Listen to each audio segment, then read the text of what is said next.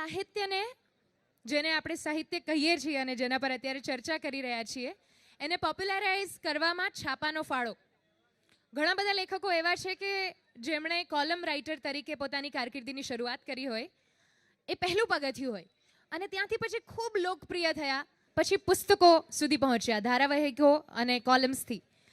અને જો ખરેખર છાપાના કારણે આ સાહિત્ય આટલું બધું આગળ વધી રહ્યું હોય, લોકોની રસ રુચિ વધી રહી હોય, તો આ સાહિત્યના ઘડતરમાં છાપાનો ફાળો કેટલો અને એમનો કાર્યભાર કેટલો ચિંતનાત્મક સાહિત્યનું સર્જન કરવામાં, એની ચર્ચા માટે આપણી સાથે છે અત્યારે દેવેન્દ્ર પટેલ, અજય ઉમટ અને Bhaven Kutchhi. Thank you so much. Thank you Hardik. એક હાઈ વોલ્ટેજ ડ્રામા પૂરો થયો અને જેમને સાહિત્યકાર ગણવામાં નથી આવતા એવા 3 પત્રકારો કે એડિટર્સને બેસાડી દેવામાં આવ્યા છે.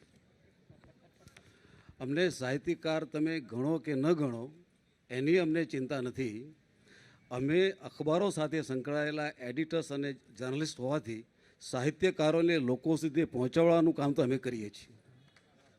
સૌથી પહેલાં જ્યારે શ્યામ પારેખનો મારી પર ફોન આવ્યો કે દેવેન્દ્રભાઈ, અમે એક ગુજરાતી ભાષાને બચાવવા માટે ગુજરાતી લિટરેચર ફેસ્ટિવલ કરવા માંગીએ છીએ, ત્યારે મને સૌથી વધારે ચિંતા એક વખત નરેન્દ્ર મોદી મુખ્યમંત્રી જ્યારે નવા બનીને આવ્યા અને સાહિત્યકારોની સભામાં એ જ્યારે પ્રવચન કરવાના હતા, ત્યારે તેમણે સૌથી પહેલો વાક્ય એ ઉચ્ચાર્યું કે હું લિમિટેડ પોલિટિક્સમાં માનું છું.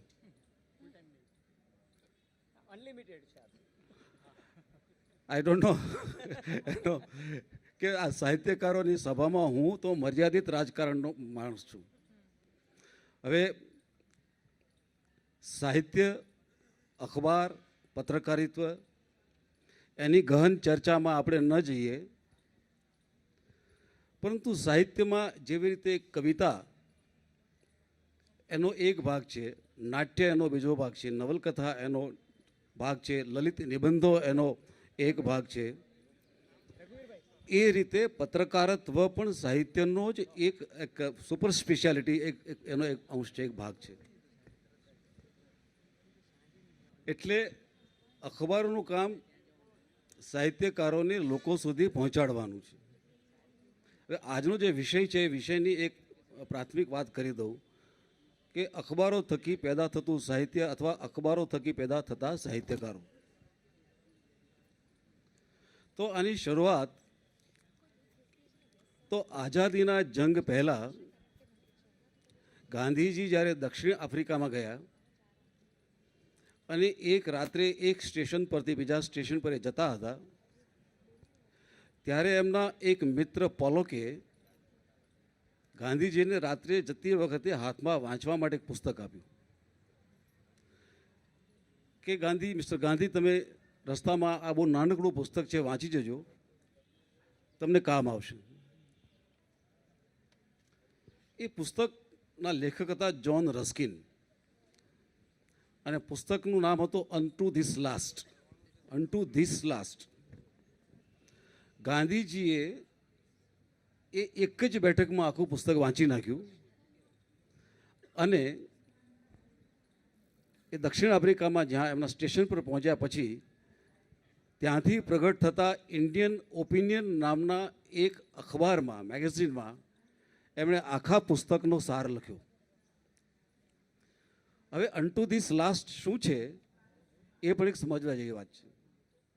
અનટુ ધીસ લાસ્ટ વાંચ્યા પછી ગાંધીજીએ એવું કીધું કે મારા જીવનમાં જે 3-4 વ્યક્તિઓનો પ્રભાવ રહ્યો છે એમાં એક જ્હોન રસ્કિનના આ પુસ્તકનો બહુ જ મોટો પ્રભાવ છે. સર્વોદય અને અંત્યોદયની વાત એ અનટુ ધીસ લાસ્ટમાંથી આવી. ટ્રસ્ટીશીપનો સિદ્ધાંત ગાંધીજી આ પુસ્તકમાંથી લાવ્યા. આ પુસ્તકના લેખક એ લંડનમાં જન્મેલા હતા અને લંડનમાં નવી લેબર પાર્ટી પ્રવેશી.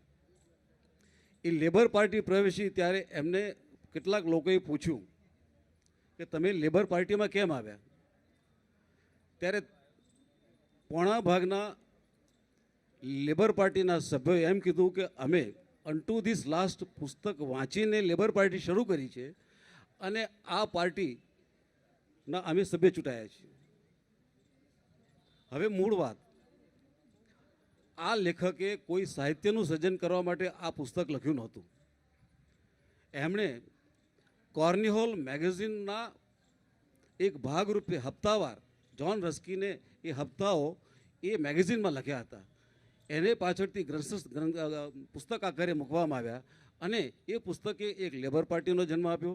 ગાંધીજીને લોકોની બેરિસ્ટરી કરવાના બદલે આખા દેશની બેરિસ્ટરી કરવા માટે એક મહાત્મા ગાંધી બનાવ્યા. એટલે અખબારોનો જે ફાળો છે, શરૂઆત છે, એ તમે એક નાનકડા હું આ લંડનથી એટલા માટે મેં તમને પ્રસંગ કહ્યો કે અન્ટુ ધીસ લાસ્ટ પુસ્તક એ સ્વતંત્ર રીતે લખાયેલું પુસ્તક નહોતું, પણ એ અખબારોમાં પ્રગટ થયેલા એ જુદા જુદી લેખમાળામાંથી ગ્રંથસ્થ થયેલું પુસ્તક હતું. એટલે જેણે ગાંધીજી આપ્યા ટ્રસ્ટીશીપનો સિદ્ધાંત આપ્યો, કે જેણે લેબર પાર્ટી આપી, એવા વિચારો અને જન્મનું વહન પણ હું માનું છું કે અખબારોએ કર્યું છે. વિષય જે અમને આપવામાં આવ્યો છે સાહિત્ય અને પત્રકારત્વ. મને યાદ આવે છે રઘુવીરભાઈ, ઓસ્કાર વાઇલ્ડે કહ્યું છે કે સાહિત્ય આજકાલ કોઈ વાંચતું નથી અને પત્રકારત્વ વાંચવા લાયક રહ્યું નથી. હવે એ પૃષ્ઠભૂમિમાં હું જો મારી વાત ચાલુ કરું તો મને ચાર્લ્સ ડિકન્સની પેલી વાત યાદ આવે છે, a tale of two cities, which says that કે this is the best time and this is the worst times. એટલે એટ ધ સેમ ટાઈમ એમાં ચેલેન્જીસ પણ છે અને ઓપોર્ચ્યુનિટીઝ પણ છે. ચેલેન્જીસ અને ઓપોર્ચ્યુનિટીઝ બંને મને સાથે એટલા માટે દેખાય છે કે જે આપણી પહેલાં જે વાત કાજલ અને સૌમ્ય જોશી અને પછી એમાં મધુરાએ પણ જે વાત કરી, મને એવું લાગે છે કે ટ્રિમેન્ડસ પોટેન્શિયલ છે. અને ગુજરાતી ભાષા જેમ એને કહ્યું ને કે કાન માંડવાની કોઈ જરૂરિયાત નથી, કારણ કે જેમ ચોથું અખબાર આવી રહ્યું છે, મને વિશ્વાસ છે કે પાંચમું અખબાર પણ આવશે. અને એ વાત હું એટલા માટે દાખલા દલીલ અને તર્ક સાથે આપવાની વાત કરું છું. જેમ મારો મિત્ર જય કહેતો હતો કે ટ્રેન્ડ બદલાઈ રહ્યો છે. રઘુવીરભાઈ, સ્ટેટિસ્ટિક્સ એવું કહે છે કે અખબારને 5 કરોડ વાંચકો સુધી પહોંચતા 44 વર્ષ લાગ્યા હતા. 5 કરોડ વાંચકો સુધી પહોંચતા 44 વર્ષ લાગ્યા હતા. રેડિયોને 5 કરોડ શ્રોતાઓ મેળવતા માટે 33 વર્ષ થયા હતા. ટેલિવિઝનને 5 કરોડ દર્શકો મેળવતા 13 વર્ષ થયા હતા. ઇન્ટરનેટને 5 કરોડ સબસ્ક્રાઈબર મેળવતા માત્ર 2 વર્ષ થયા હતા. અને ગૂગલનો ટ્રાફિક દર વર્ષે આટલી મંદીમાં પણ 400% રેટ પર વધી રહ્યો છે. બરાબર છે. અને ઇન્ડિયામાં ટેલિડેન્સિટી વર્લ્ડમાં અત્યારે હાઈએસ્ટ થઈ રહી છે. એટલે જે એક જમાનામાં કહેવાતું ને કે સેમ્યુઅલ બકેટે જ્યારે વેઇટિંગ ફોર ગોદો લખ્યું ત્યારે પહેલા વર્ષે એની માત્ર 135 કોપીઓ વેચાતી હતી. પહેલા વર્ષે એની માત્ર 135 કોપીઓ વેચાતી હતી. અત્યારે દર મહિને 35 થી 40 હજાર કોપીઓ વેચાઈ રહી છે. કહેવાનો ભાવાર્થ એ છે કે વાંચનની જે ભૂખ છે એ ભૂખ એટલી જ વધી રહી છે. દેવેન્દ્રભાઈએ મહાત્મા ગાંધીની વાત કરી અને ખાસ કરીને સાઉથ આફ્રિકાની. અમે લોકો સાઉથ આફ્રિકા ગયા હતા પ્રાઇમ મિનિસ્ટર મનમોહન સિંહ સાથે ગાંધી સેન્ટેનરી સેલિબ્રેશનમાં. ત્યારે એ લોકો અમને સેન્ટ પીટર મેરીઝબર્ગ, જે સ્ટેશન જ્યાંથી ગાંધીજીને ધક્કો મારીને ફેંકી દેવામાં આવ્યા, એ સ્ટેશનની મુલાકાતે અમને લઈ ગયા. અને ત્યાંથી અમે લોકો ફિનિક્સ આશ્રમમાં ગયા અને પછી નેલ્સન મંડેલાને મળવાની તક મળી. તો નેલ્સન મંડેલાએ વિઝિટિંગ જર્નલિસ્ટને પૂછ્યું કે you are from which part of the country, ઇન્ડિયામાં કઈ જગ્યાએથી છો? So I was one of them. I said કે I am from Gujarat. He said oh Gandhi is Gujarat. I said yes. ત્યારે એને જે વાક્ય કહ્યું હતું કે he was giant among mankind. He wanted to wipe out every tear from every eye. અને પછી એને કહ્યું કે seldom in the history you will find a person to whom to nation would revere. કે આફ્રિકામાં પણ એ ફાધર ઓફ ધ નેશન ગણાય છે અને ઇન્ડિયામાં પણ ફાધર ઓફ નેશન કહેવાય છે. અને પછી એને એક વાક્ય ઉમેર્યું કે તમે લોકોએ તો અમને એડવોકેટ મોહનદાસ કરમચંદ ગાંધી આપ્યા હતા, અમે તમને કે મહાત્મા ગાંધી આપ્યા છે. એટલે સાહેબ આ પત્રકારત્વની તાકાત છે જે દેવેન્દ્રભાઈએ કહ્યું. Thank you Devendrabhai. આમાં એક વાત ઉમેરું કે વાસુદેવ મહેતા એક આપણા ગુજરાતના બહુ જ મોટા કટા લેખક, ચિંતક અને રાજકીય વિશ્લેષક હતા. એમણે કહેલું કે પત્રકારત્વ એ ઉતાવળે લખાયેલું સાહિત્ય છે અને સાહિત્ય એ નિરાંતે લખાયેલું પત્રકારિત્વ છે. બહુ સરસ ભૂમિકા દેવેન્દ્રભાઈ અને અજયભાઈએ ઊભી કરી છે. હું સીધા જસ્ટ વિષય ઉપર આવું, સાહિત્યકારો અને અખબારો અને સામાયિકોની તેઓ માટેની ભૂમિકા. થોડું હું મારા ટીનેજ જ્યારે હું તરુણ વયમાં સ્કૂલમાં હતો ત્યારે લાઇબ્રેરીમાં જવાનું થતું અને મોટે ભાગે સ્વાભાવિક છે કે બાળ સામાયિકો, બાળ પુસ્તકોની એક શોધ ચાલતી હોય. પણ મારા ફાધર મને હું જાણતો નહોતો સાહિત્યકારો કોણ છે, કયા પ્રકારનું સાહિત્યકાર કોણ લખે છે, કારણ કે બહુ નાનો હતો.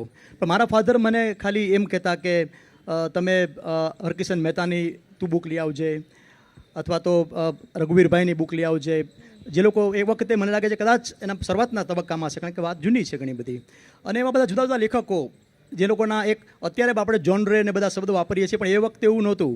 ગુણવંતરાય આચાર્ય હોય તો એમની દરિયાઈ સાહસ કથા હોય, ગૌતમ શર્મા હોય તો એમનું કંઈક થ્રિલર જેવી વાત હોય, ગ્રામીણ જે હમણાં એક ભાઈએ વાત કરી એમની વાતમાં થોડું વજૂદ હતું કે ગ્રામીણ પત્રકારત્વ, ગ્રામીણ લેખન એ બાબતની અંદર પણ આપણે માત્ર ટાર્ગેટ અને પોપ્યુલર બનવાના સંદર્ભમાં જ એક પ્રકારનું લેખન થતું જાય છે. પણ એપાર્ટ ફ્રોમ દેટ, પણ એ વખતે મને એમ ક્વેશ્ચન થતો કે શા માટે મારા ફાધર આ બધા જુદા જુદા લેખકો, જેમના હું બધા જ આપણા કેટલાક હવે સ્વર્ગસ્થ છે, કેટલાક અહીંયા હયાત પણ છે, તો મને એમ કહે કે ભાઈ આની ચીનુભાઈની બુક લાવો, રઘુવીરભાઈની બુક લાવો, હરકિશનભાઈની બુક લાવો, વિઠ્ઠલ પંડ્યાની બુક લાવો. મને એમ થાય કે શા માટે એમને કઈ રીતે ખબર પડે છે, કારણ કે અત્યારે જેવું કોઈ મીડિયા નહોતું, ઇન્ટરેક્શન નહોતું, સાહિત્યનો કોઈ પ્રચાર પ્રસાર નહોતો. પણ પછી મને ખબર પડી કે એ વખતે ઘરમાં બધાને ત્યાં અખંડ આનંદ આવતા હતા. કુમાર મેગેઝિન આવતું હતું, જનકલ્યાણ આવતું હતું, નવનીત સમર્પણ આવતું હતું, ઉર્મી નવરચના, નવચેતન, લાઇબ્રેરીમાં પણ જવાની જે આદત હતી એમાં કદાચ ઘણા મેગેઝિન એવા હતા કે ઘેર નહોતા મંગાવતા. અમે મુખ્ય 4-5 આગળના કયા, ચિત્રલેખા, બીજ, એનો વજુ કોટકના અંદર બધા સાહિત્યની.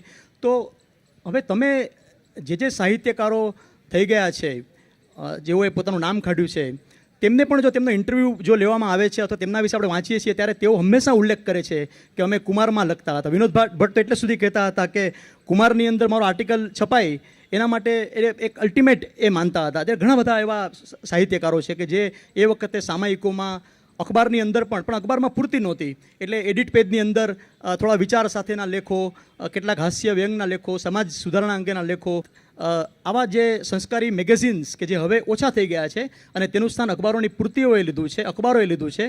તેને કારણે સાહિત્યકારની બે આપણે ભાગ પાડી શકીએ, એક બિફોર પૂર્તિ એરા અને બીજો મેગેઝિન.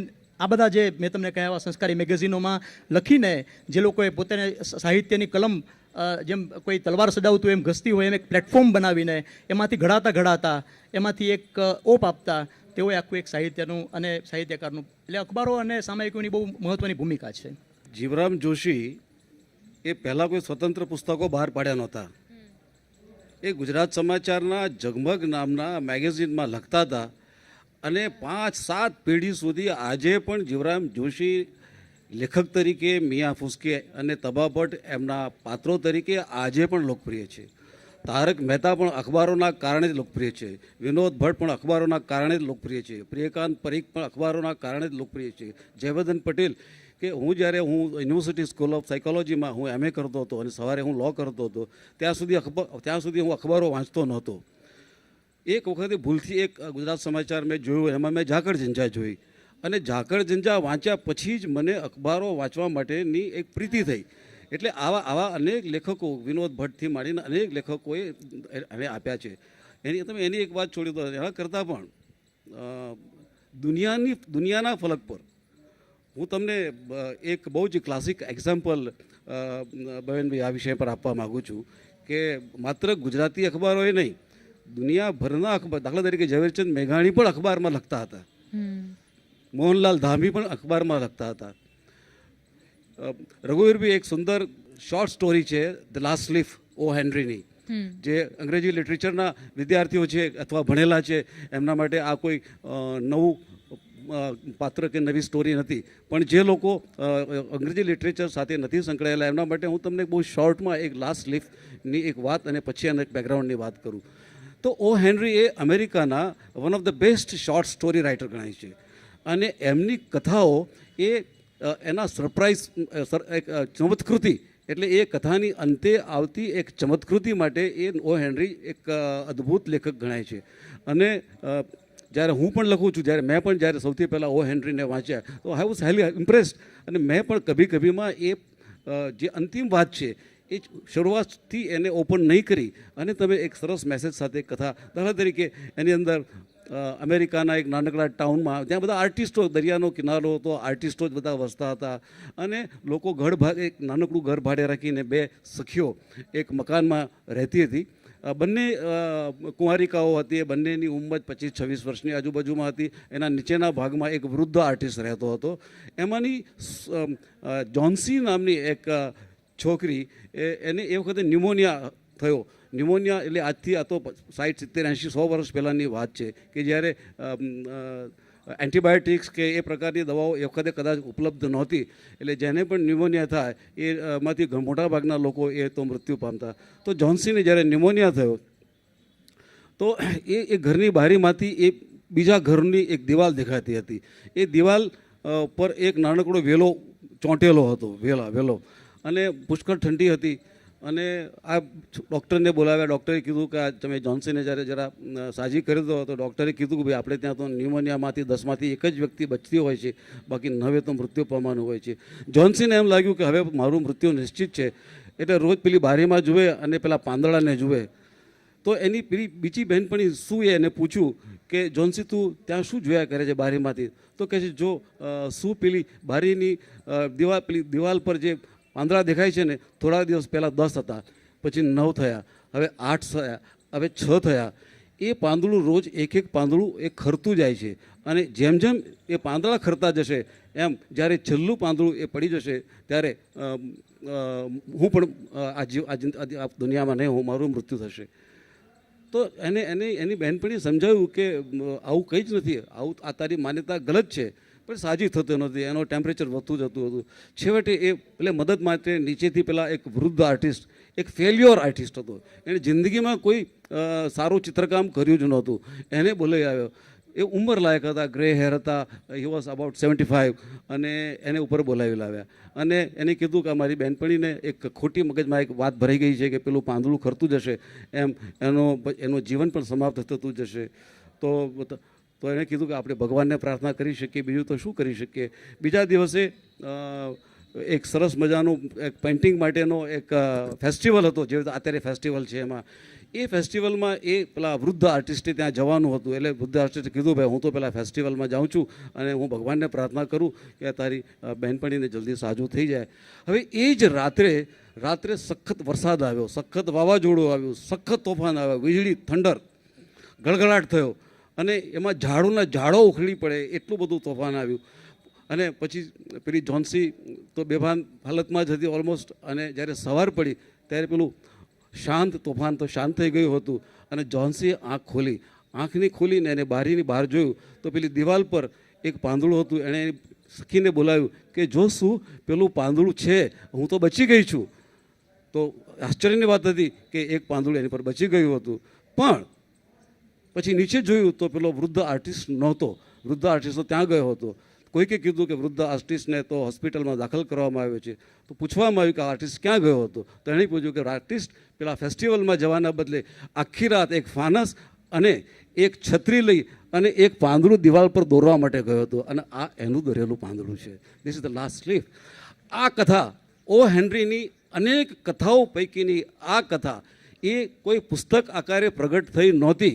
એ ન્યૂયોર્ક સન્ડે વર્લ્ડ એ જમાનાનું આથી 100 વર્ષ પહેલાંનું એક અત્યંત સૌથી વધારે ફેલાવો ધરાવતું ન્યૂયોર્કનું એ અખબાર હતું. અને એ અખબારમાં 100 વાર્તાઓ લખવાનો ઓ હેનરીને કોન્ટ્રાક્ટ મળ્યો હતો. એમાંની આ એક વાર્તા હતી. અને એ વાર્તા આજે પણ શોર્ટ સ્ટોરીના જગતમાં એક ક્લાસિક શોર્ટ સ્ટોરી ગણાય છે. ન્યૂયોર્ક ટાઈમ્સની વાત કરી એટલે મને તરત કિસ્સો યાદ આવ્યો કે ન્યૂયોર્ક ટાઈમ્સના એક બહુ જાણીતા કટાર લેખક, જેને ઇકોનોમિક્સમાં પછી નોબેલ પ્રાઇઝ પણ મળ્યું છે, થોમસ ફ્રીડમેન. અમે લોકો જ્યારે વોશિંગ્ટનમાં હતા ન્યુક્લિયર સિક્યોરિટી સમિટમાં, ત્યારે એને કહ્યું હતું કે I would like to meet some of the columnist from India because I want to write an article. દેવેન્દ્રભાઈ, એ કટાર લેખકે એક આર્ટિકલ ઇન્ડિયા પર લખવા માટે કે ઇન્ડિયામાં જે પેરેડાઇમ શિફ્ટ થઈ રહ્યું છે ઇકોનોમિક્સમાં, અને હી વોઝ રાઇટિંગ કે જે નવી જોગ્રાફી ઇમર્સ થઈ રહી છે અને જે નવી ઇકોનોમી આવી રહી છે એના કારણે અમેરિકામાં તે વખતે રિસેશન હતું, ઇન્ડિયામાં એની શું ઇમ્પેક્ટ આવશે અને whether India would become growth engine for the world or not. એ થીસીસ પર કામ કરવા માટે એને ત્યાં વડાપ્રધાનના રસાલા સાથે ઉપલબ્ધ જે લગભગ 12 જેટલા કટાર લેખકો અને સિનિયર જર્નલિસ્ટ હતા, એ લોકો સાથે વાત કરી. પછી એ વ્યક્તિ અમેરિકાથી ઇન્ડિયામાં આવ્યો. એ મુંબઈ, અમદાવાદ, દિલ્હી, બેંગ્લોર અને દરેક જગ્યાએ બેસ્ટ ઇન્સ્ટિટ્યૂટ્સ, જેમ કે અમદાવાદમાં આવે તો એ IIMના પ્રોફેસરને મળે, બેંગ્લોરમાં જાય તો ઇન્ડિયન ઇન્સ્ટિટ્યૂટ ઓફ સાયન્સમાં મળે, દિલ્હીમાં જાય તો IITના પ્રોફેસર્સને મળે, ચંદીગઢમાં જાય તો ત્યાંની ઇન્સ્ટિટ્યૂટ, એવા લગભગ 60 જેટલા બુદ્ધિજીવીઓ સાથે વાત કર્યા પછી 30મા દિવસે એણે પોતાની એક કોલમનો એક આર્ટિકલ લખ્યો. નાઉ ઇમેજિન કે ન્યૂયોર્ક ટાઈમ્સનો એક રાઇટર જે છે એ પોતાનો એક લેખ લખવા માટે ઇન્ડિયાનો ટૂર કરે છે અને એ પછી એ પ્રયત્ન કરે છે. હું સદભાગી છું કે મેં દેવેન્દ્રભાઈને અને ચંદ્રકાંત બક્ષીને બંનેને કટાર લેખન કરતા જોયા છે. દેવેન્દ્રભાઈ મારી રાઇટ હેન્ડ સાઈડની કેબિનમાં બેસીને એ લખતા હતા. તો એ જ્યારે કટાર લેખન કરતા હોય તો સોમવારે એમની જે કભી કભી પબ્લિશ થતી હતી એના જીવંત પાત્રો અમને બુધવારે, મંગળવારે, ગુરુવારે ત્યાં હરતા ફરતા દેખાય. દેવેન્દ્રભાઈ કામની વચ્ચેથી પાછા એને બોલાવે, પછી એ કામમાં 3-4 કલાક બેઠા હોય તો પેલા બાલુ કાકાને કહેલા ભાઈ એને ચા પીવડાવી દેજે, એને નાસ્તો કરાવી દેજે. અને પાત્રો આવીને એ લોકોને એવું હતું કે અમે આવીને દેવેન્દ્રભાઈને અમારી વાત કરીએ. એક બહેન હતા, એની વાત એટલી બધી કરુણાથી હું સ્ટેજ પરથી નથી કહી શકતો, પણ દેવેન્દ્રભાઈએ એની વાત સાંભળીને પછી એને એવું કહ્યું કે બેન આ વાત હું મારા છાપામાં નહીં લખી શકું. એને કહું કંઈ વાંધો નહીં સાહેબ, તમે મારી વાત સાંભળીને I thought that was the process of catharsis, that lady could ventilate her feeling and she felt at ease, that now I'll get some peace. અને દેવેન્દ્રભાઈએ 3 અઠવાડિયા પછી એ વાર્તા લખી. Similarly I had seen Chandrakant Bakshi કે એક કોલમ લખવા માટે ચંદ્રકાંત બક્ષી કમસે કમ 50 થી 60 બુકના રેફરન્સને એ બધું કરીને વાંચતા હતા. દેવેન્દ્રભાઈ કમનસીબી સાથે કહેવું પડે છે કે એ જે છેલ્લા 20 વર્ષમાં હું જે પેરેડાઇમ શિફ્ટ જે જર્નલિઝમમાં અત્યારે જોઈ રહ્યો છું, અત્યારનું જે કટાર લેખન છે રઘુવીરભાઈ, એમાં થોડું મને સત્વહીનતા, સત્યહીનતા અને થોડી તથ્યહીનતા, આ 3 તત્વો દેખાઈ રહ્યા છે. અને એટલા માટે મને લાગે છે કે પત્રકારત્વ જે છે, જે ફેક્ચ્યુઅલ ફેક્ટ્સને આધારિત છે, એમાં જે એનાલિસિસ થવું જોઈએ, જે ઇન્ટરપ્રિટેશન થવું જોઈએ, બિટવીન ધ લાઇન્સ જે વાત કહેવાવી જોઈએ, અથવા તો જે એક ઇન્વેસ્ટિગેટિવ સ્ટોરી પર કામ થવું જોઈએ, નથી થતું. અને ક્યારેક એકદમ આપણે ઓપિનિયન કે જે મીડિયા બાય ટ્રાયલ જે થઈ જતું હોય છે એના પર જતા રહીએ છીએ. મને લાગે છે કે ગુજરાતી સાહિત્ય અને ગુજરાતી પત્રકારત્વ માટે આ એક થોડોક ચિંતાનો વિષય છે. અખબારો અને સામાયિકો એ સાહિત્યકારોને પ્રતિભા ઉભારવા માટે કેટલા અંશે એનું યોગદાન છે. હવે અત્યારે જે બુક આપણે માર્કેટની અંદર હમણાં જે વાત કરી કે પબ્લિશરો આટલી કોપી વેચે છે, આટલું સર્ક્યુલેશન ડિમાન્ડ છે, પણ અખબારો ટોપ 10 લિસ્ટ બહાર પાડે છે કે આ બુક્સ અત્યારે સૌથી વધારે વંચાય છે, રિવ્યૂ થતા હોય છે.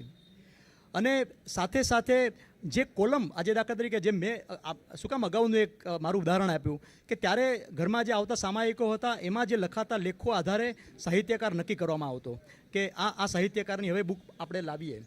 પણ અત્યારે આખી પરિસ્થિતિ એ રીતે બદલાઈ ગઈ છે કે અખબારોમાં આવતી કોલમ, આપણે વિથ ડ્યુ રિસ્પેક્ટ ટુ દાખલા તરીકે ગુણવંત શાહ, તો હું સંદેશમાં એડિટ પેજ ઉપર એમનું વર્ષો પહેલાં રણતો લીલાછમ કોલમ આવતી, તો એ વાંચીને મને એમ થયું કે આમનું પુસ્તક હું ખરીદું, રાઈટ, પબ્લિશર પાસે જઈને. એવી રીતે રઘુવીરભાઈની કોલમ આવતી હોય તો ભલે પછી વિષય કંઈક એમની વાર્તાનો કે પુસ્તકનો વચ્ચે અલગતા હોય, પણ રઘુવીરભાઈની કોલમ વાંચીને મને એમ થાય કે મારે એમનું પુસ્તક ખરીદવું છે. આવી જ રીતે આપણે તમામ જે અત્યારે લેખકો સ્થાપિત થયા છે, પ્રિયકાંત પરીખની ધારાવાહિક નવલકથા અખબારોમાં ચાલે અને એની 75 જેટલી ધારાવાહિક નવલકથાઓના પુસ્તક રૂપે પ્રગટ થાય અને એ સાહિત્યકાર તરીકે પોતાનું એક આગવું સ્થાન એમણે પોતાનું પેલું કરેલું છે. તો આપણો અત્યારનો જે વાત કહેવાનો આશય એમ છે કે અખબારોની અંદર આવતી કોલમો, પછી ગુણવંત શાહની હોય, અગાઉ ચંદ્રકાંત બક્ષીની, તો એમને સ્થાપિત કરવા માટે અત્યારે જય વસાવડાને પણ પોતાના પુસ્તકો વેચવા હોય કે મારી પુસ્તકો કરવું હોય તો અલ્ટિમેટલી થોડુંક એમ કે ભાઈ અખબારમાં ભવેન કચ્છીનું નામ આવે છે, અજય ઉમટનું નામ આવે છે, દેવેન્દ્રભાઈનું, તો it is A launching vehicle સાહિત્યકાર માટે. અત્યારની અખબારી કોલમ એ ધારો કે કાજલ ઓઝા, તો ચિત્રલેખામાં આવતી વાર્તાઓ ધારાવાહિકના આધારે એમનું એક ઇમેજ ઊભી થાય કે આમની પુસ્તકો, પછી બીજા પુસ્તકો કદાચ જુદા હોય, કદાચ એટલા રસપ્રદ ના પણ હોય, પણ એમને ખરીદવા માટેનું જે એક મોટિવેશન જે છે ઇટ કમ્સ ફ્રોમ ન્યૂઝપેપર. બીજું કે આજ ઘણી વખત એવું કહેવામાં આવે છે કે તમે પુસ્તકોના વિમોચનો કેમ કરો છો, કે તમે આનું શું કરો છો. હવે ગુજરાતના મુખ્યમંત્રી નરેન્દ્ર મોદી પણ પોતાનું ને ગુજરાતનું માર્કેટિંગ કરતા હોય, જો વાઇબ્રન્ટ ગુજરાત કરીને લોકોને લાવવા માટે, તો અખબારોમાં કામ કરતા હોય, અખબારોમાં નહીં કામ કરતા સાહિત્યકારો, એક ગરીબડો હોય અને ફાટેલો જબ્બો પહેરીને અઠવાડિયાથી નાહ્યો ના હોય અને દાઢી બી બરાબર ના હોય અને કાળા રંગનો જબ્બો પહેરીને ફરતો હોય અને લગર વગર કોઈ ગરીબ જેવો લાગતો હોય એ જરૂરી નથી. હું માનું છું કે લેખકો અને સાહિત્યકારોને પણ પોતાનું જીવન, કારણ કે એમને પણ એમના બાળકોને ભણાવવાના છે, એમને પણ એમના બાળકો જ્યારે બીમાર પડે ત્યારે best of the world class સ્કૂલોમાં ને બધે ભણાવવાના છે. રઘુવીરભાઈ, એક વખતે મેં ગુજરાત સમાચારમાં એક અહેવાલ લખ્યો, અમદાવાદના નારણપુરા વિસ્તારના ફલાણી જગ્યાએ દારૂનો અડ્ડો ચાલે છે, અને પછી બીજા 4-5 બીજા અડ્ડાઓના લિસ્ટ આપી દીધું. બરાબર? એ લિસ્ટ આપ્યા પછી આપણા મનમાં કે બીજા દિવસે હવે આ તો બધું બંધ થઈ જશે. તો મારી પર 3 પ્રકારના ફોન આવ્યા. અજયભાઈ, સૌથી પહેલાં એક ફોન આવ્યો કે મારા ભાઈબંધો આવ્યા કે મારા ઘરની બાજુમાં દારૂ મળે છે, મને તો ખબર જ નથી કહે છે. બીજો ટેલિફોન આવ્યો પોલીસવાળાનો, ઓ દેવેન્દ્રભાઈ બહુ સારું કર્યું, આ તો ચાલો હપ્તો જ નહોતો આપતો અમને. અને ત્રીજો ફોન અડ્ડાવાળો આવ્યો કે સાહેબ મારો ધંધો વધી ગયો. હવે અમારું જે સાહિત્ય હોય છે, અખબારોમાં પ્રગટ થતા સાહિત્યમાં અમે મેસેજ કન્વે શું કરવા માગીએ છીએ અને લોકો સુધી શું પહોંચે છે એની કોઈ ગેરંટી હોતી નથી. પણ અમે we are trying to convince people, અને કે ભાઈ અમે કંઈક એવું આપીએ. અને ખાસ કરીને ભાષાની જે વાત છે, અજયભાઈ એક ક્લાસિક એક્ઝામ્પલ છે, રઘુવીરભાઈ આપને ગમે એવી વાત છે કે એક લંડનનો એક ચર્ચમાં રવિવારે સામાન્ય રીતે ક્રિશ્ચિયન જે ફેમિલીઝ હોય એ સવારની પ્રેયર માટે જાય. તો રવિવારનું એક નાનકડું ટાઉન હતું, એ ટાઉનના એ ચર્ચમાં બધા પ્રાર્થના માટે ગયા હતા. તો એક સાવ નાનકડો છોકરો, 6-7 વર્ષનો છોકરો પણ ત્યાં પ્રેયર કરી રહ્યો હતો. એ પ્રેયર બધાની પતી ગઈ, પણ પેલો છોકરો આંખો બંધ કરી અને એ જીસસ ક્રાઇસ્ટ સમક્ષ પોતાની કે પ્રેયર કરી રહ્યો હતો. એટલે પેલા પ્રિસ્ટ જે એના ફાધર હતા, પ્રિસ્ટ એના પાદરી હતા, એ પાદરી એ બાળક પાસે આવ્યા, એને એના માથા પર હાથ ફેરવ્યો અને એને પૂછ્યું કે બેટા પ્રેયર તો બધાની પતી ગઈ, ત્યાં શું પ્રેયર કરી? પેલા બાળકે આંખ ખોલી અને એણે એમ કીધું કે ફાધર, મને પ્રેયર કરતાં આવડતી નથી, પણ મારી મમ્મીએ મને ABCD શીખવી છે, એટલે મેં ભગવાનને એમ કીધું કે મારી ABCDમાંથી તને ગમતી હોય એ પ્રાર્થના તું બનાવી લે. હવે અમે પણ કે સાહિત્યકારો કે અમે તો તમે કહું અલ્ટિમેટલી ABCD કે કક્કો બારા ખડી જેવી તો કોઈ સાહિત્ય છે જ નહીં. એમાંથી જેને જેવું સાહિત્યનું સર્જન કરવું હોય એ સાહિત્યનું સર્જન કરે, એનું જેવું અર્થઘટન કરવું હોય એનું એ અર્થઘટન કરી શકે છે, હું માનું છું. અને દુનિયાભરમાં હું તમને એક classic example, count of Monte Cristo, જે 19મી સદીની one of the best French નવલકથા. ફ્રાન્સના દરિયા કિનારાના નાનકડા ટાઉનમાં 2 મિત્રો, એક અભણ હોય છે, એક બહુ જ ભણેલો હોય છે, અને એક અભણ જે છોકરો છે એ મર્સિડીઝ નામની એક છોકરીના પ્રેમમાં હોય છે. આ બંને મિત્રો વચ્ચે એકબીજાની વચ્ચે પેલો જે પૈસાદાર છોકરો હોય તો એ આ ગરીબ છોકરાને એની સાથે દગો કરી અને એને કોઈ કાયદાકીય રીતે ભેળવી દે અને એને જેલમાં મોકલી આપે છે કે ભાઈ આણે કંઈ ચોરી કરી હતી, ના નેપોલિયનની સાથે હતો, કોઈ રાષ્ટ્રદ્રોહનો કેસ એની પર લગાવી દે છે. અમારે છાપાઓ પર બી અમારી પર રાષ્ટ્રદ્રોહના કેસ ઘણી વખત થતા હોય છે, એ વખતે આની પર લગાડી દીધો. હવે ત્યાર પછી પેલો માણસને એક દૂર દરિયાના કિનારે, હવે વિચાર કરો કે આજથી 200 વર્ષ પહેલાંની જેલો ક્યાં હતી? એ તો દરિયા કિનારે મોટો કેસલ હોય, એની દિવાલ જ 12 ફૂટની હોય, અને એ દિવાલોની વચ્ચે એને એક બંધિયાર રૂમમાં એને પૂરી દેવામાં આવે છે. એને ખાલી નીચેથી એને જમવાનું આપવામાં આવે, અને પછી એને ખબર પડે છે કે બાજુના રૂમમાંથી ખટખટ અવાજ આવે છે. તો એક પાદરી બાજુના રૂમમાં થોડું બાકોરું પાડી અને એના રૂમમાં આવે છે. પછી આ બંને જણ ભેગા થઈને ભાગી જવાનું પ્લાન કરે છે. એ પાદરી મરી જાય છે, એટલે પાદરીના ડેડ બોડીને બીજે મૂકી અને એ પોતે ડેડ બોડી તરીકે પેલો સૂઈ જાય છે. અને એ રીતે પછી પેલા લોકો આમ કામ મરી ગયો છે એમ સમજીને દરિયામાં ફેંકી દે છે. અને દરિયામાં ફેંકી દીધા પછી વળી પાછો એની પાસે એક ખજાનો, એના અગાઉ કોઈ દાટેલો હતો, એ ખજાનો શોધી કાઢી અને એ દરિયામાંથી ખજાનો કાઢી અને પોતાની જાતને જાહેર કરે છે કે હવે હું કાઉન્ટ ઓફ મોન્ટે ક્રિસ્ટો છું.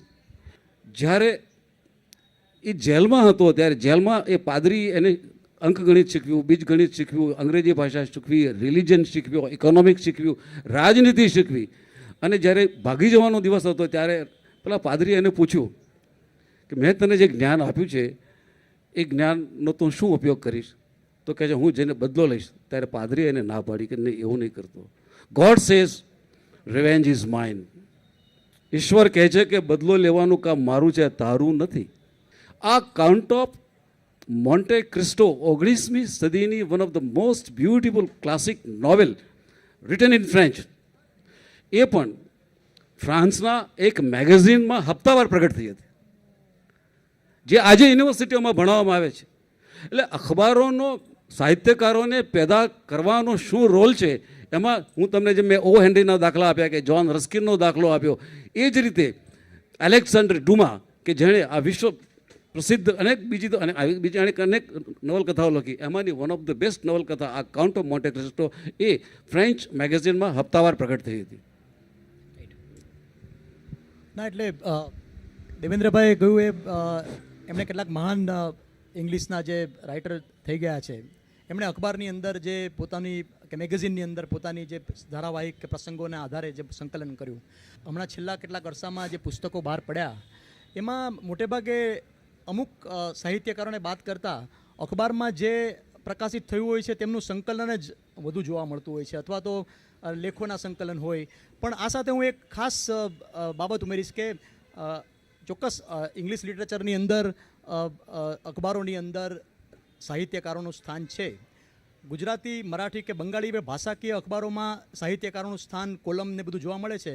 પણ અજયભાઈ, ભારતના જે અંગ્રેજી અખબારો છે એની પૂર્તિમાં કે એમાં કોઈ તમે જોશો તો રાઇટર છે, બધા બ્લોગ લખતા હોય એ પ્રકારના રાઇટર હોય, ચેતન ભગત હોય કે જુદા જુદા તમે જે આપણે શોભા ડે કે એ લોકો પોતાની બુક ઓલટુગેધર જુદી લખતા હોય છે. પણ અંગ્રેજી ભારતીય જર્નલિઝમ છે એમાં કોઈ પૂર્તિનો કન્સેપ્ટ કે સાહિત્યકારોનો કન્સેપ્ટ નથી. જો તમે કહ્યું ને કે પહેલાં જે પ્રકારના મેગેઝિન્સ આવતા હતા, જનકલ્યાણ કે કુમાર કે, ધીરે ધીરે એ પ્રકારના મેગેઝિન્સ જે છે એ બંધ થઈ ગયા. એનું કારણ એ હતું કે અખબારોએ પોતે પૂર્તિ આપવાનું ચાલુ કરી દીધું.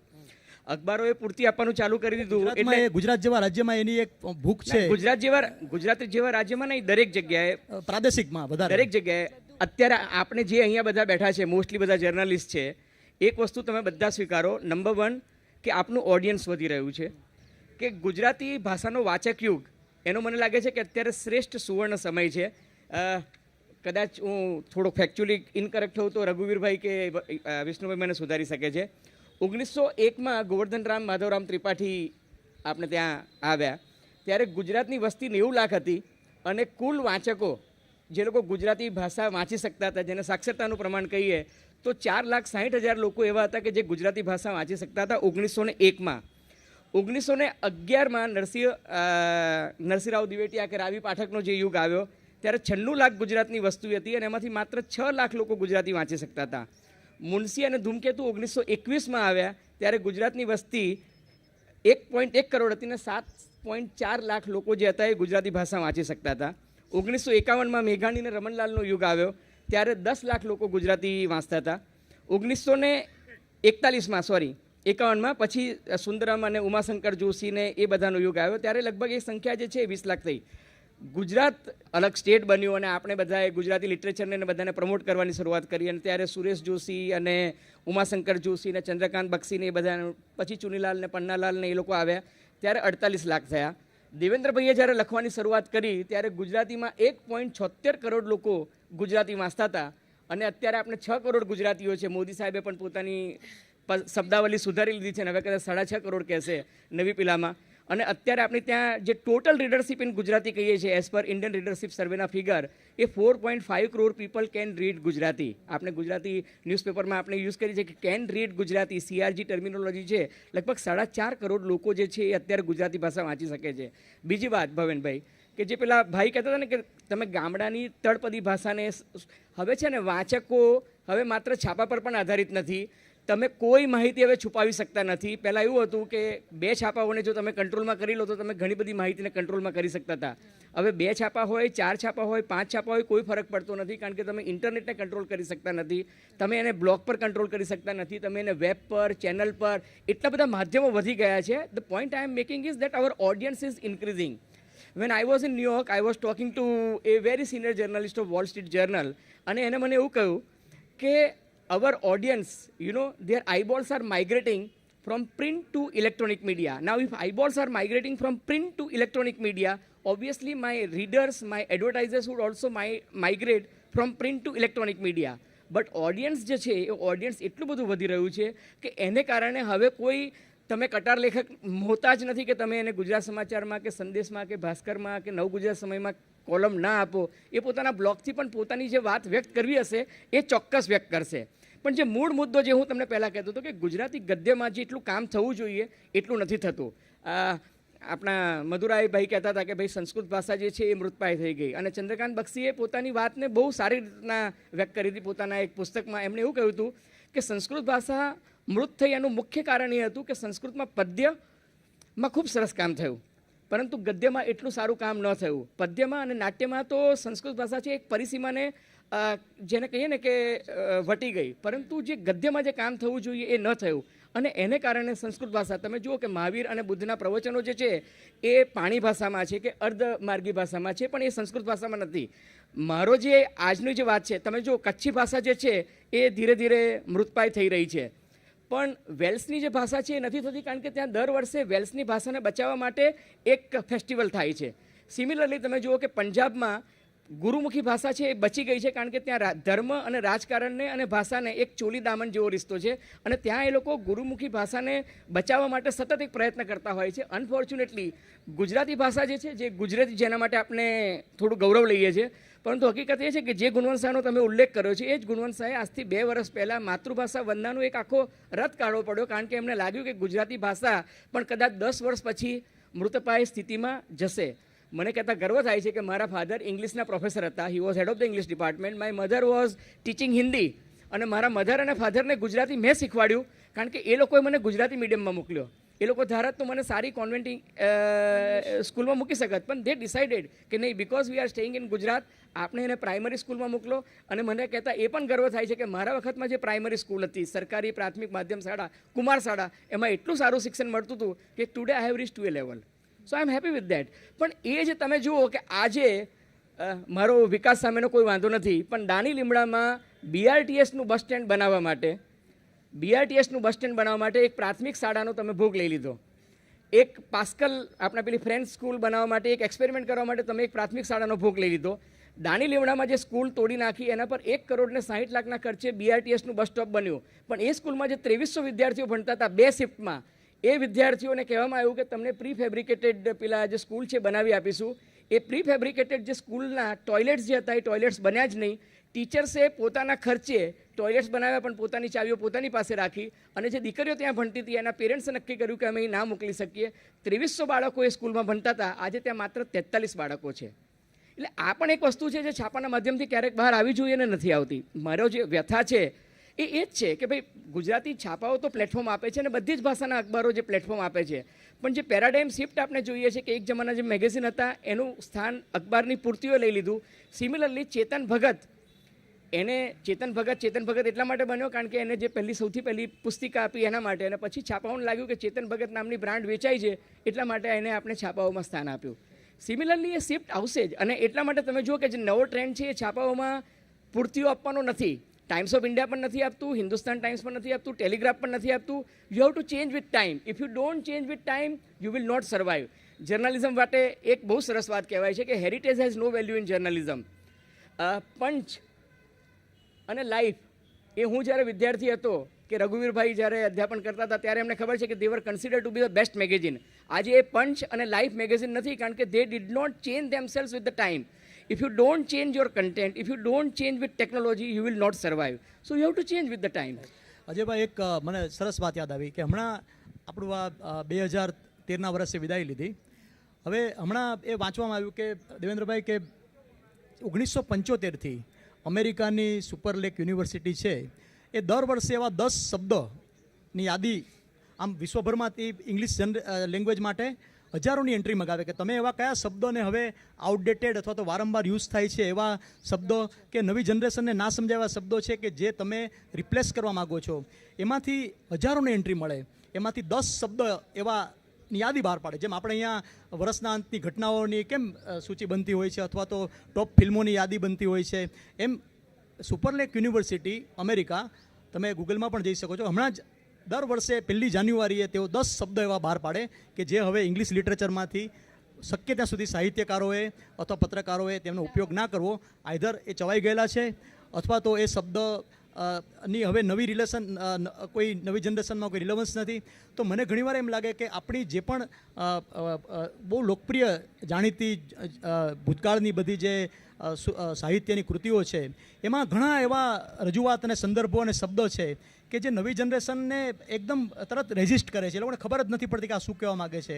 તો મને લાગે છે કે રઘુવીરભાઈ જેવા વ્યક્તિ કે સાહિત્ય પરિષદ કે એવું કંઈક ના કરી શકે એવા ફોર્મેટમાં કે જેમાં એ જ હાર્દ સચવાઈ રહે છતાં પણ એ નવી જનરેશન એમાં એની એ મજા માણી શકે.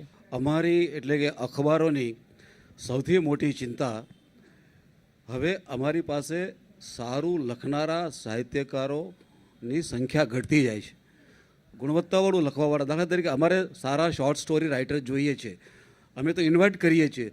આજે ગુજરાતમાં તારકભાઈ ની તબિયત સારી નથી, વિનોદભાઈ હજુ સરસ લખે છે, પણ હવે સારા નવા હાસ્ય લેખકો અમને જોઈએ છે. અમે ઇન્વાઇટ કરીએ છીએ, અમે જાહેર ખબર આપીએ છીએ કે ભાઈ તમે લખીને મોકલી આપો. 1000 એન્ટ્રી આવે અને એમાંથી વાર્તા સ્પર્ધા કરીએ છીએ. તો એમાંથી ભાગ્યે જ એકાદ વાર્તા એવી હોય કે જે એને આપણે એક કોલમ લેખક તરીકે એને આપણે એસ્ટાબ્લિશ કરીને એને ચલાવી શકીએ. સારા હાસ્ય લેખકો પણ હવે મળતા નથી, સારા કાર્ટુનિસ્ટ પણ નથી મળતા. અખબારો માટે તો આ બધી જ રિક્વાયરમેન્ટ છે. અને એ વાત સાચી છે. દાખલા તરીકે મેં મારી કારકિર્દીની શરૂઆત ગુજરાત સમાચારથી કરી ત્યારે એનું સર્ક્યુલેશન ખાલી 50,000 કોપી હતું. આજે 13-14 લાખ સુધી કે 15 લાખની નજીકમાં પહોંચવામાં છે. અને એ જ રીતે બધા જ અખબારોનો વ્યાપ વધ્યો છે. પણ એમને જે પ્રકારના લેખકો જોઈએ છે એ લેખકો એટલે અખબારોએ તો લેખકોને જીવતા રાખવા કોશિશ કરી જ છે અને અમે તો એ પ્રયત્નશીલ રહેવાના જ છીએ. અને નવા લેખકો જન્મે, કારણ કે અમને કોઈ વી ડુ નોટ, એમાં અંગ્રેજી પેલી વાત છે કે પોપ્યુલારિટી ને અને કોઈ એને કંઈ એ કરવાની જરૂર નથી. Popularity you get, but jealousy you have to earn. તમે એવું લખો કે જેથી લોકો તમારી જેલસી કરતા થાય. હવે અખબારોમાં લખતા પત્રકારો વધારે વંચાતા હોય તો એનો મતલબ એ નથી કે એ કંઈક ચીપ લખે છે કે ફાલતુ લખે છે. તમે લેખકોની વાત કરીને એટલે મને કહેવાનું મન થયું કે આપણે ચર્ચાની શરૂઆત કરી ત્યારે વી ટોક્ડ અબાઉટ કે રીડર્સ ઉમેરાતા જાય છે આના કારણે, કારણ કે છાપું ખૂબ વંચાય છે, એમાંથી સાહિત્ય આગળ વધે છે. મને એવું લાગે છે કે ભલે બહુ ઓછા પ્રમાણમાં અને કદાચ બહુ સારા નહીં હોય, પણ તમે કદાચ ગણી શકો એવા અમુક લેખકો પણ ઉમેરાતા જાય છે. અમારામાંથી ઘણા બધા એવા છે કે જેમને પૂર્તિનું એડિક્શન છે.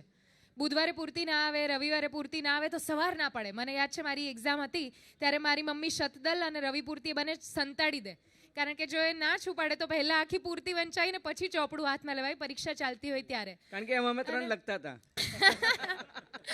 અને એના કારણે મને એ પણ ખબર છે કે ક્યારેક એના કારણે લેખનની ઈચ્છા પણ થતી હતી. સ્કૂલમાં તો બોરિંગ ભણાવતા હતા ગુજરાતી શિક્ષકો, પણ એના કારણે અમારામાંથી ઘણા બધા લેખકો ભલે ડાયરી લખતા થયા, પછી ત્યારે પેલા ગ્રીટિંગ્સ કાર્ડ આપતા હતા, પોસ્ટ કાર્ડ પણ લખતા હતા એ સમયમાં. તો એ થોડી ઘણી લેખનની શરૂઆત થઈને એ પ્રત્યે રુચિ કેળવાઈ. So I think that is one direction where also newspapers are taking us. એક જ મિનિટ, આપે જે કહ્યું એ સાથે હું આપમાં અહીંયા બેઠેલા સૌને આમંત્રિત કરું છું કે નવ ગુજરાત સમયમાં આપ લખો. કારણ કે એસ્ટાબ્લિશ રાઇટર્સને કદાચ જે પ્લેટફોર્મ છે એમાંથી એ લોકો છોડી ના આવવા માંગતા હોય તો વી કેન ડુ એક્સપેરિમેન્ટ. પણ હું જે તમને કહું, જે દેવેન્દ્રભાઈએ કહ્યું એ મારી પણ વ્યથા છે કે સારા કાર્ટુનિસ્ટ તો તમને ના મળે. You know, I lost a very good dear friend Satpal હમણાં 15 દિવસ પહેલાં. હી વોઝ સચ એ નાઇસ વન્ડરફુલ કાર્ટૂન. અને એક સારા કાર્ટુનિસ્ટને પેદા થતાં કમસે કમ 20 વર્ષ લાગે છે. એક સારો કટાર લેખક જેને જામતા કે એની પ્રતિષ્ઠા જામે એને કમસે કમ 10 વર્ષનો સમય લાગે. દેવેન્દ્રભાઈ, સારી શોર્ટ સ્ટોરી રાઇટર્સ નથી મળતા. દિવ્ય ભાસ્કરમાં મેં એક એક્સપેરિમેન્ટ કર્યો હતો અને મારે બહુ દુઃખ સાથે કહેવું પડે છે કે અમે વાર્તા સ્પર્ધા રાખી ભવેન, અને વાર્તાઓ મંગાવી અને એક પેનલને રાખી અને પેનલે ડિસાઇડ કર્યું. એમાં જે બેસ્ટ સ્ટોરીને એવોર્ડ મળ્યો એ સ્ટોરીના લેખક ગુજરાત સમાચારના નસીર ઇસ્માઇલી હતા અને એના નામે કોઈએ ભૂતિયા લેખક તરીકે મોકલી દીધી હતી. હવે સ્ટોરી છપાઈ ગઈ, એને એવોર્ડ મળી ગયો અને નસીર ઇસ્માઇલીનો બીજા દિવસે ફોન આવ્યો કે બોસ મારી લખેલી વાર્તા છે ગુજરાત સમાચારમાં આમાં છપાઈ ગયેલી છે. મેં કહ્યું કે ભાઈ અમે આ અજાણતામાં થયું છે, અમે તો આ એક આખા પ્રોસેસમાં થયું હતું. એટલે અનફોર્ચ્યુનેટલી જે પ્લેગિયરિઝમ જે થાય છે ને એ બહુ દુઃખદ છે. અધરવાઇઝ મને એવું લાગે છે કે સારા લેખકો આવે તો મોસ્ટ વેલકમ. અજયભાઈ, ઓડિયન્સ વધે છે.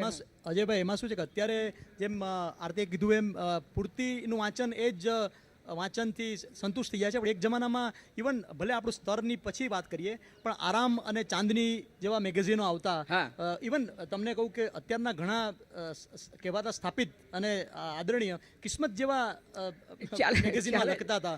એટલે ઘરમાં ટૂંકમાં સામાયિકો આવતા હતા. કે છે ને, દરેક પુસ્તકને એક એનો વાચક મળી રહે છે, એમ દરેક મેગેઝિનને મળી રહે. અત્યારે પૂર્તિ સિવાય કોઈ એ પ્રકારના વિશેષ મેગેઝિન નું કદાચ તમે જે રીડરશિપ આપી એમાં it goes most of to હું માત્ર એક જ મુદ્દો જે મને લાગે છે મારા વક્તવ્યમાં જે મહત્વનો મુદ્દો છે કે ગુજરાતી ભાષા છે ને, જે તમે શબ્દોની વાત કરતા હતા, unfortunately we don't accept new words in our language.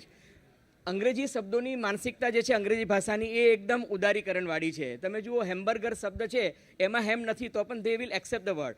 French fries has nothing to do with French, they will accept the word. Bakul Bakshi સાહેબ કદાચ અહીંયા નથી, નહીં તો એ કહે કે જંગલ શબ્દ અને બંદોબસ્ત શબ્દ એ ગુજરાતી ભાષાના શબ્દો છે, પણ અંગ્રેજી એને સ્વીકારી લીધા છે. આપણે છે ને બધી બહુ બાંધછોડ કરીએ છીએ કે ગાંધીજીએ કહ્યું છે અને પેલી ઊંઝા જોડની ને આ જોડની, યુ એક્સેપ્ટ ધ વર્ડ્સ. જે કહે છે ને કે મધુરાઈ કહે છે ને, અલ્લાહ તને સમજાઈ ગયું ને? સમજાઈ ગયું મને. Language is nothing but ultimately it is a vehicle of expression. તમને સમજાઈ ગયું એટલે વાત કોમ્યુનિકેટ થઈ ગઈ. પણ છે ને, કોમ્યુનિકેટ થઈ, communication it is a better word ગુજરાતીમાં રાધર દેન પ્રત્યાયન. હું માનું છું કે પ્રત્યાયન શબ્દ આજની પેઢીને દરેકને નહીં ખબર હોય. અજયભાઈ એટલે તો આપણે સાહિત્યકાર ગણવામાં નથી આવતા. ભવેનભાઈ, સારી વાત એ છે કે જ્યારે હું આરતી ગુજરાત સમાચારમાં જ્યારે હું 26 વર્ષનો હતો ત્યારે મેં શરૂઆત ટૂંકી વાર્તાઓથી કરી હતી. બેઝિકલી હું તો જર્નલિસ્ટ છું, હું શોર્ટ સ્ટોરી રાઇટર નથી. પણ હું જ્યારે શોર્ટ સ્ટોરી લખતો હતો ત્યારે કોલેજની છોકરીઓ આવે કોલેજ અને કે અમારે દેવેન્દ્રભાઈને મળવું છે, તો પછી કોઈ હું જ છું, હું તો ટી શર્ટ પહેરેલો, તો એમને કે ના તમે ના હોઈ શકો કે છે કે તો કોઈ મોટા સફેદ વાળવાળા હશે. હવે અત્યારે પ્રોબ્લેમ ઊંધો થયો છે. અત્યારે પણ જ્યારે કોઈ છોકરીઓ કે બહેનો જ્યારે મળવા આવે છે ત્યારે ત્યારે કહેવા માટે સ્વીકારવા તૈયાર નથી કે દેવેન્દ્રભાઈ તમે આટલા ઉંમરલાયક પણ છો, એટલે અમને તો જાહેરમાં રજૂ નહીં કરવા સારા. અમે લખીએ છીએ, અમારી વાત, અમારો મેસેજ, અમારી કથા લોકો સુધી પહોંચે, એ જ વધારે ઇમ્પોર્ટન્ટ છે. આપ સૌએ અમને બધાને બોલાવ્યા, પત્રકારોને ને એડિટર્સને અહીં બોલાવ્યા અને આ ફેસ્ટિવલના પાર્ટરૂ બનાવવા માટે આપનો આભાર. પણ એક 5-10 મિનિટ જો આપ ઈચ્છતા હોય તો પૂછી એની શકો છો. Questions from the ઓડિયન્સીસ. જે રીતે બચુભાઈ રાવળ કે રવિશંકર રાવળ કે બચુભાઈ રાવત કે એ ટુ એજ્યુકેટ ધ સોસાયટી, સમાજનું ઘડતર કરવા માટેની ખેવના અને ભેખ લઈને જે હતા તે જય ભીખુ, આ બધા જેને કહેવાય તે સસ્તું સાહિત્ય, અખંડ આનંદ, સમાજનું ઘડતર કરવા માટેનું. અખબારોની કંઈ એવી ભૂમિકા નથી કે સમાજનું ઘડતર કરવું જોઈએ.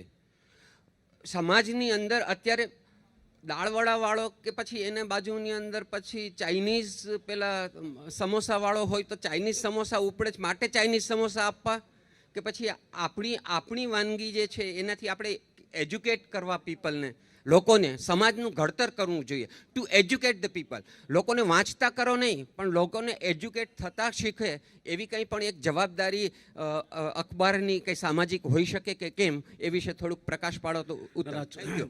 બહુ સરસ સવાલ છે કે અખબારો, તમે સમજી જો આ વિશ્વમાં 3 પ્રોફેશન એવા છે કે જેને માત્ર એક કમર્શિયલ એક્ટિવિટી તરીકે મૂલવી ન શકાય. એક શિક્ષણનો વ્યવસાય એવો છે, એક તબીબી મેડિકલ વ્યવસાય એવો છે કે માત્ર પૈસા કમાવાનું સાધન નથી.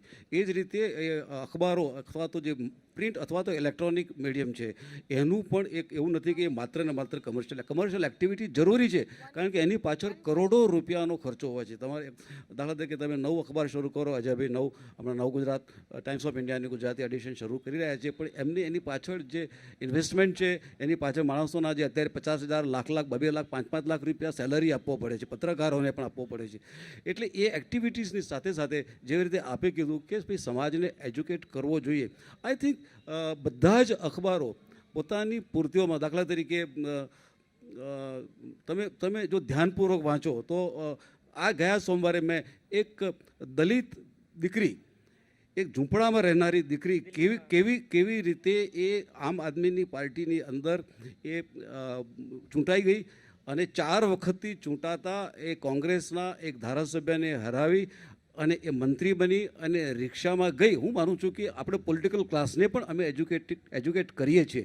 આ તો મેં તમને ખાલી એક જ દાખલો આપ્યો. કેટલાક વખત પહેલાં દાખલા તરીકે પૂર્તિમાં અમે જુદા જુદા વાયરસ કે તમે અત્યારે સમાજમાં પોર્નોગ્રાફીને કારણે આપણી નવી આખી પેઢી જે બગડી ગઈ છે એમાં કઈ કઈ પ્રકારના રોગ થાય છે અથવા તો તમારા સેક્સ રિલેશન સિવાય પણ એડ્સ થઈ શકે છે, આવી અનેક તબીબી એજ્યુકેશનના પણ અમે આપીએ છીએ. પણ સામાન્ય રીતે વાંચકોની મુશ્કેલી એ હોય છે કે અમારી 9 સારી વાતોમાંથી એકાદ જો પેલી સ્લીપરી વાત કોઈ આવી ગઈ હોય તો એ બધું ધ્યાન પર આવે છે. બાકી અમે તો લોકોને ધાર્મિક બનાવવા માટે ધાર્મિક પૂર્તિઓ પણ આપીએ છીએ.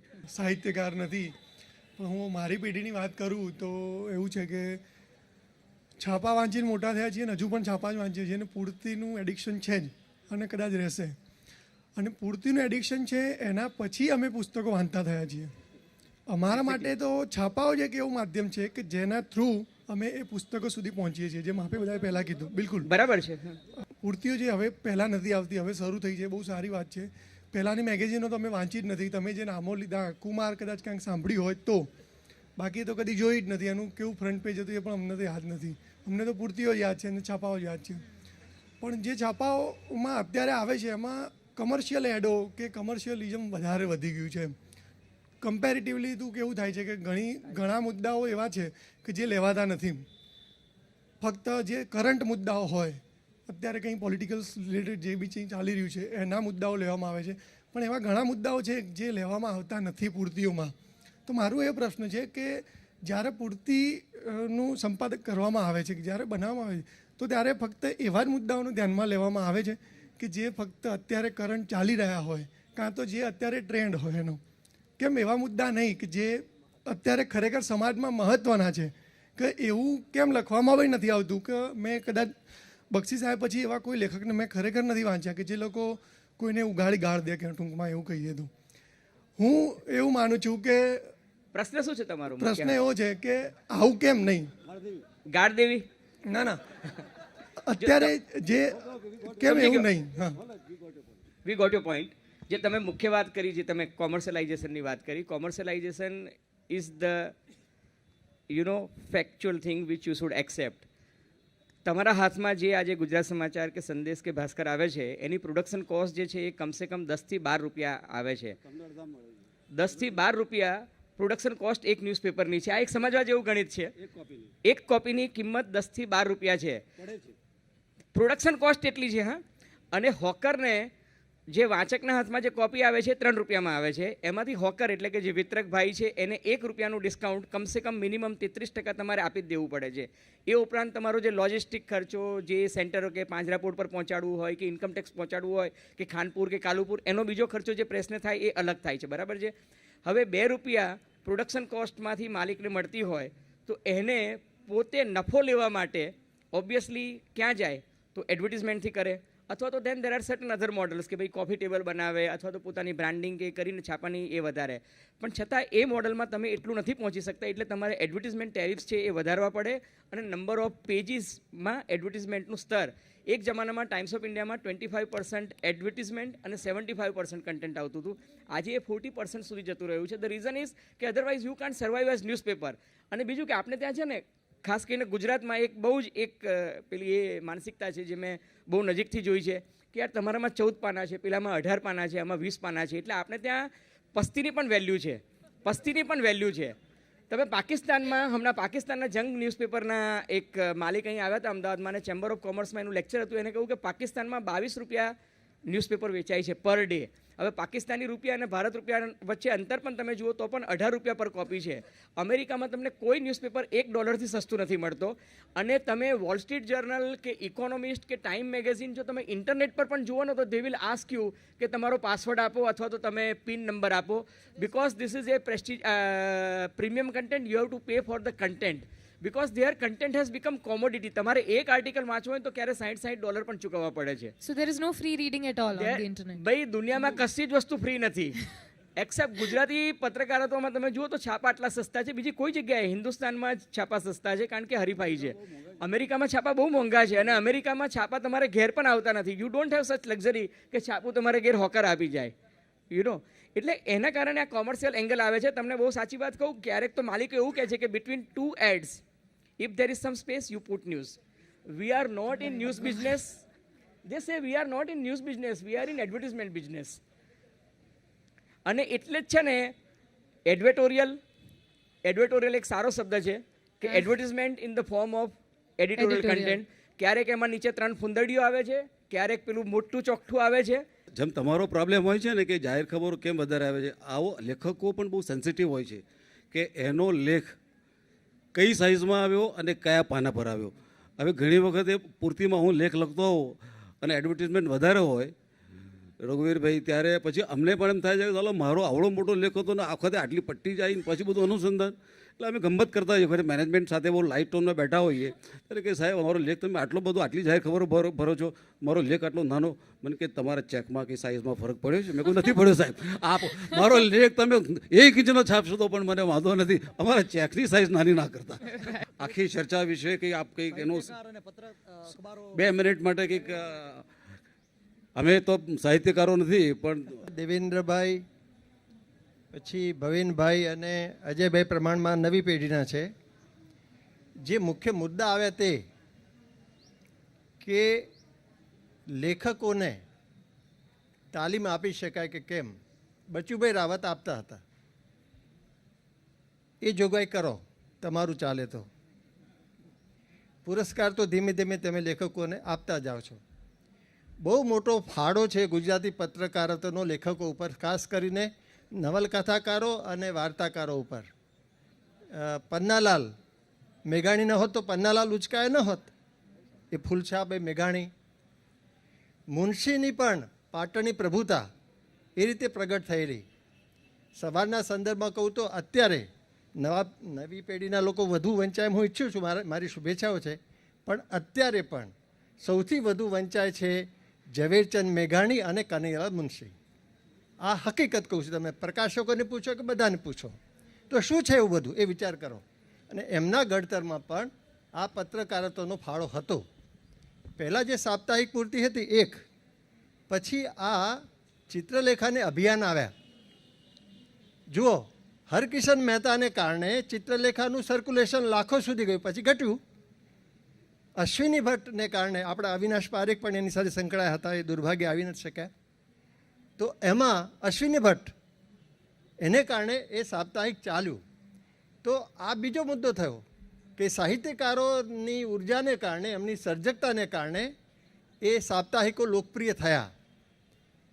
ટાઈમ્સ લિટરરી સપ્લિમેન્ટ, ઉમાશંકરભાઈ યાદ કરતા, એક એવી પૂર્તિ જે સાહિત્યની જ હોય પણ એક અવલોકન લખવા માટે અઠવાડિયાનો પગાર પેલાને મળતો હોય.